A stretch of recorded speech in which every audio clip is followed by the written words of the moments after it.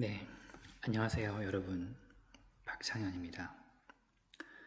복선과 플롯으로 읽는 소설 자전거도둑 7차 시 수업을 시작하겠습니다.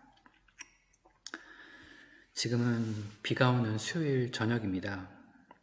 실시간 수업을 진행하던 3층 1학년 8반 옆 교실에 저 혼자 있습니다.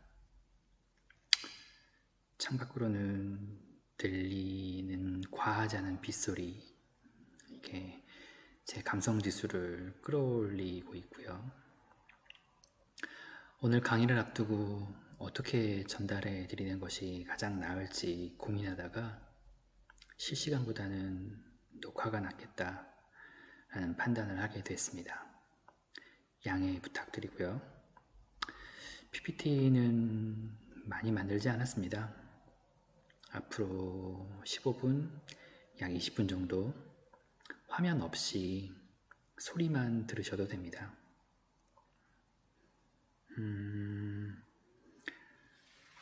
날이 밝은 아침이 아닌 저녁에 듣는 것도 추천합니다. 강의 내용을 궁금해하지 않고 참으실 수 있다면요.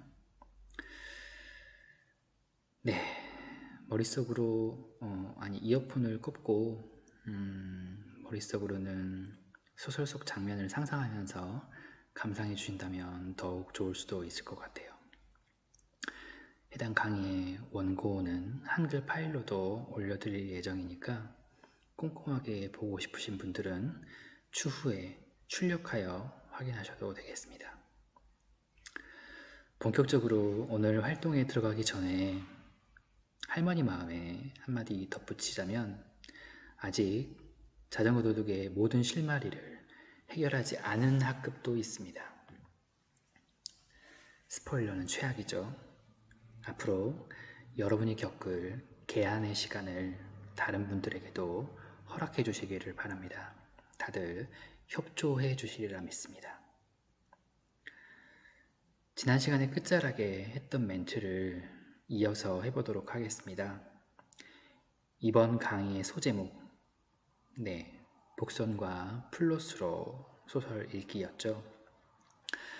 여러분들은 혼자 읽기 그리고 모둠 읽기의 과정을 거치면서 소설의 모든 외상들을 깔끔하게 찾아내셨습니다. 그런데도 아직 말끔한 느낌이 들지 않는 것은 우리가 놓치고 있는 것이 딱 하나 있기 때문입니다. 그것은 바로 플롯이었습니다. 플롯, 작품의 전체적인 구성을 일컫는 단어입니다. 소설 자전거 도둑에는 남자 한 명과 여자 한 명이 나옵니다. 작가는 왜 하필이면 이 두 명을 통해서 이야기를 꾸려가고 있을까요? 왜 하필 이 두 사람이었을까요? 하필 이 두 사람이라는 이야기는 바꿔 말하면 이 두 사람이 아니면 이야기가 만들어지지 않는다는 말입니다. 서민이 대신에 다른 여성이 들어와도 되지 않고 김승우 대신에 다른 남성이 들어와도 이야기가 완전하지 않습니다. 이 두 사람은 도대체 어떤 특징이 있기에 주인공으로 선택받았나요? 그렇습니다. 이 두 사람에는 공통점이 있죠. 바로 과거에 누군가를 죽음에 이르게 한 간접살인을 저질렀다는 것이죠. 김승호는 아버지에게 모멸감을 주고 자신에게는 차라리 죽는 한이더라도 아버지라는 존재는 되지 말자 라는 생각을 하게 할 만큼 큰 상처를 준 혹부리 영감, 이 혹부리 영감을 죽음에 이르게 했습니다. 그리고 서미애는 자신의 친오빠, 비록 큰 잘못을 저지르긴 했지만 간질이라는 병을 가진 친오빠를 죽음에 이르게 했습니다. 그런데 한번 상상을 해보십시오. 여러분들이 만약 김승호나 서미애라면 여러분 중에 한 사람이 누군가를 간접적으로 죽였습니다. 명백히 그 사람의 여러분의 행동에 의해 누군가가 죽었습니다. 그러면 그 학생에게는 무엇이 있어야 합니까? 무엇이 그 학생을 계속 살 수 있게 해줄까요? 네. 언젠가 강원도 지역을 밤늦게 차를 몰고 달리다가 왜 그런 것 있잖아요? 로드킬. 그걸 해본 적이 있습니다. 아니, 제가 했는지는 잘 모르겠습니다. 누군가가 이미 하고 난 걸 수도 있잖아요. 아무튼 순간 차가 덜컹 했고 그 느낌은 타이어와 핸들을 통해서 저에게도 고스란히 전해졌습니다. 덜컹한 그 둔탁한 그 느낌이요. 네, 꽤 오래 마음고생을 했던 것 같습니다. 물론 제 잘못이 아니죠. 제가 음주운전이나 졸음운전을 한 것도 아니고 곡선주로에 야간 운행에 모르고 지나치기가 십상이죠. 그런데 왜 제가 마음고생을 해야 했을까요? 생명이 죽었기 때문이죠. 많이 괴로웠습니다. 하지만 시간이 지나니까 점점 나아지더라고요.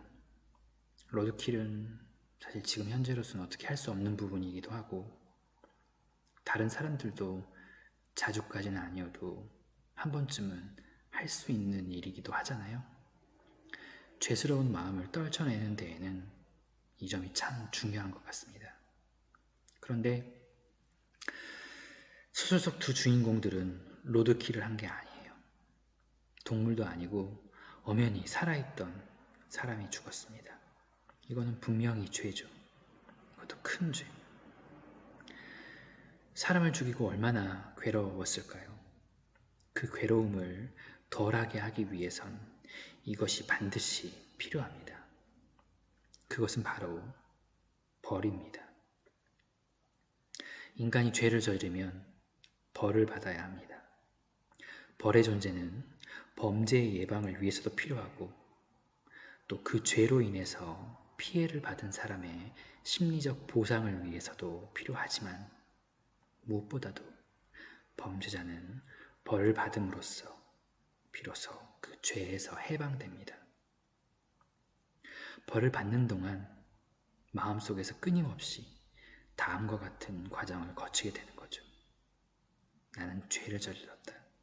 하지만 그에 해당하는 벌을 받았다. 그러니 나는 이제 그 죄로부터 양심의 가책을 벗어도 된다. 지각을 해서 벌 청소를 했으면 또다시 지각을 하지 않는 이상에 또 벌을 받을 필요는 없는 거잖아요. 이런 단순한 심리가 인간을 계속 살 수 있게 해준다고 생각합니다. 그런 점에서 우리 소설 속 두 주인공들은 참으로 불운합니다. 김승우가 벌을 받았습니까? 아니면 서미애가 벌을 받았습니까? 그들은 어떤 이유에선지 둘 다 벌로부터 면죄를 받았습니다. 벌을 피한 것이 이 둘에게는 불운이고 불행입니다. 생각해 보십시오. 저는 무엇인지도 모르는 작은 동물을 치고, 아니 동물이 아니라 그냥 박스더미였을지도 모르겠어요. 그걸 지나간 다음에 온갖 상상을 다 했어요. 마음은 엄청 괴로웠고. 그런데 이들은 사람을 죽였습니다. 그것도 매일같이 보던 동네 할아버지와 친오빠죠. 이들이 합당한 벌을 받았더라면 그 벌이 끝나면서 이들도 그 죄로부터 해방되었을 겁니다. 그런데 이 둘은 벌을 받지 못했습니다. 죄를 저지르고도 벌을 받지 못한 인간은 계속 괴로워할 수밖에 없습니다. 그 괴로움의 끝에 있는 것은 아마도 자기 자신을 버리는 것, 자살일 것입니다. 그런데 이 둘은 자살을 선택하지 않았습니다. 죄를 저지르고 벌을 받지 못한 인간이 자살을 하지 않으려면 최소한 두 가지 행동 중에 하나를 해야 합니다. 그 첫 번째 행동은 김승호가 하고 있습니다. 소설 속에서 김승호가 반복적으로 하는 행동이 뭐가 있었습니까? 소설 속에서 김승호가 계속해서 반복하는 행동, 그것은 바로 자전거 도둑이라는 영화를 보는 것입니다. 김승호는 왜 이 영화를 볼까요? 이미 알고 있는 내용에 영화를 볼 때마다 외로움을 느끼고 아버지와의 일이 떠올라서 혀를 깨무르며 망할 놈의 비디오 찢어버려야겠다 이렇게 다짐하면서도 주구장창 그 영화를 봅니다. 왜요? 그것은 죄를 저지르고 벌을 받지 못한 인간이 할 수 있는 첫 번째 선택, 바로 합리화를 하고 있기 때문에 그렇습니다. 영화를 보면 아들 브루노의 면전에서 봉변을 당하는 아버지 안토니오가 나옵니다. 그 장면을 보면서 김승호는 그 옛날 수도상해를 떠올리게 됩니다. 그러면서 혹부령감은 나쁜 사람이야. 아버지와 나를 이렇게 만든 나쁜 사람. 이렇게 계속해서 자기 쇠뇌를 하게 됩니다. 그 사람이, 혹부령감이 나쁜 사람이 맞다면 자기가 지은 죄는 일종의 정당방위, 정당한 일이 될 수 있겠지요. 물론 김승호의 마음속에서요. 김승호의 이런 행동은 전형적인 합리화의 모습을 보이고 있습니다. 네. 그렇다면 서미애는요? 그녀 역시 죄를 저질렀지만 벌을 받지 않았고 그녀 역시 자살을 하지는 않았습니다. 잠시 방황을 했다는 말은 있지만요. 그렇다면 서미애는 소설 속에서 무슨 행동을 반복하고 있습니까? 네, 서미애가 반복적으로 하는 행동, 그것은 자전거를 훔치는 것입니다. 김승호가 합리화를 통해서 끊임없이 자기의 죄를, 그 죄로부터 벗어나려고 하고 있다면 서미애가 반복적으로 하고 있는 이 행동은 속죄라고 이름 붙일 수 있을 것 같습니다. 속죄. 죄를 뉘우치고 반성하는 것. 그런데 속죄의 대상인 민석 오빠는 이미 죽고 없습니다. 그러면 누구에게 속죄를 해야 합니까? 자전거를 훔치는 행위는 지금은 죽고 없는 민석 오빠를 찾는 행위입니다. 자전거를 훔쳐 타고 그 주인이 나를 찾아오면 그를 만나고 나서는 그 옛날 민석 오빠가 나한테 바랐던 것, 그것을 주는 겁니다.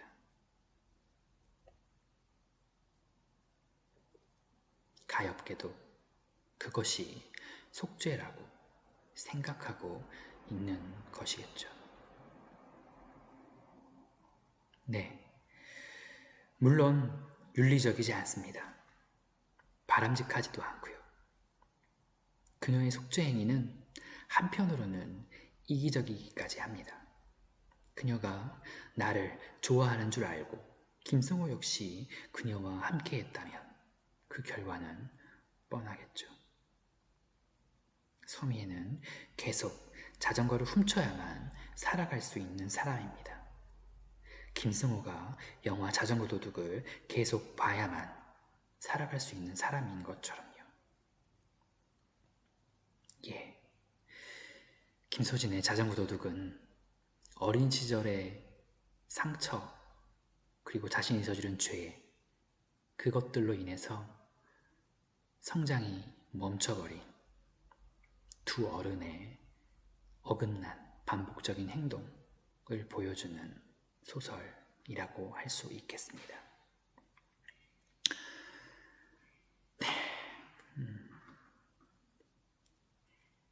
어떠십니까? 좀 으스스한 결론일 수 있겠습니다. 하지만 이렇게 생각해보면 여러분이 앞서의 과정을 통해서 품었던 의문들이 많이 해소되셨을 겁니다.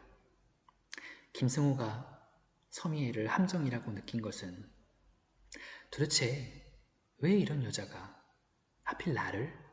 이라는 의문에서 출발했습니다. 첫 번째 함정은 그저 그랬어요.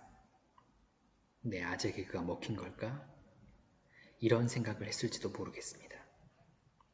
두 번째 함정은 훨씬 더 의심이 갔습니다.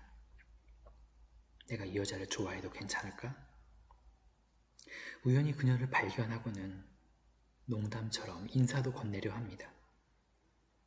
그런데 그녀는 나를 못 본 것처럼 쌩하니 지나가 버리죠.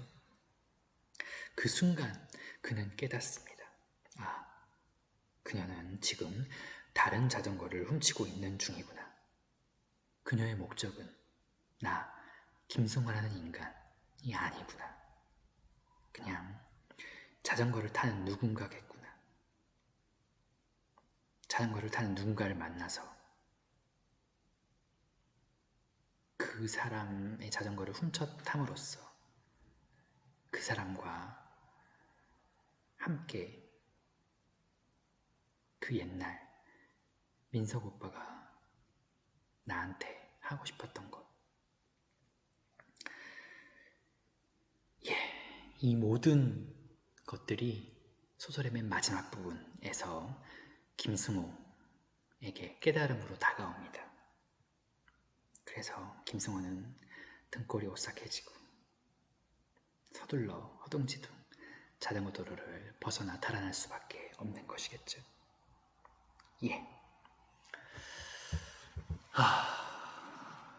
늦은 밤에 아무도 없는 교실에서 복도에는 불도 꺼져 있는데 이렇게 빗소리 들으면서 녹화가 아닌 녹음을 하고 있으니까 되게 기분이 묘해요. 라디오 진행하는 것 같기도 하고. 네. 지금까지 이어폰 모드로 들으셨다면 이제 화면도 함께 봐주시기 바랍니다. 한 가지만 더 이야기를 해보도록 하겠습니다. 안녕하세요. 네. 소설은 어느 정도 이해가 되셨죠? 그럼 마지막으로 딱 한 가지만, 카메라가 너무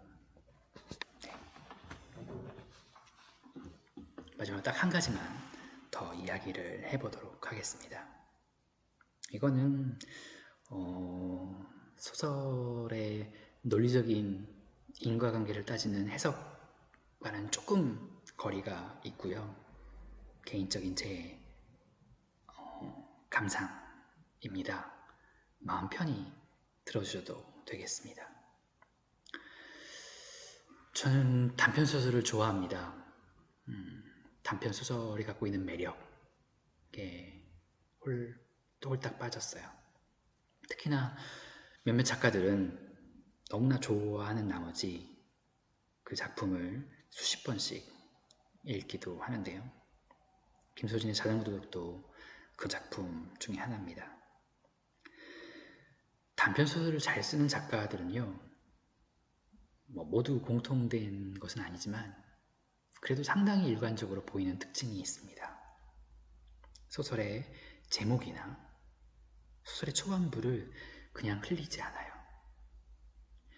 제가 제일 좋아하는 김승옥의 경우에 소설의 시작 첫 문단에서 소설 전체의 주제를 다 쏟아내 버립니다.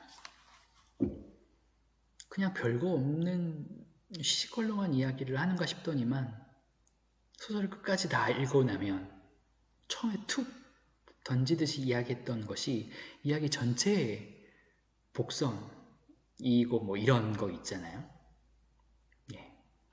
영화의 경우도 좋은 작품은 그런 게 많습니다. 첫 씬에서 흘러나오는 노래의 한 구절, 이게 영화 전체의 결말을 암시하는 복선이 되어버린다든지 뭐 이런 거요. 예. 눈치채셨나요? 바로 이 소설의 첫 문장 말입니다. 네. 김소진이라는 작가 역시 단편을 잘 쓰는 작가로서 소설의 첫 문장을 그냥 흘려버릴 리 없다고 제 개인적으로 그냥 생각해 봅니다. 이 소설의 첫 문장이 뭐였죠? 기억나세요? 빨리 소설 넘겨서 찾아보세요. 뭐죠?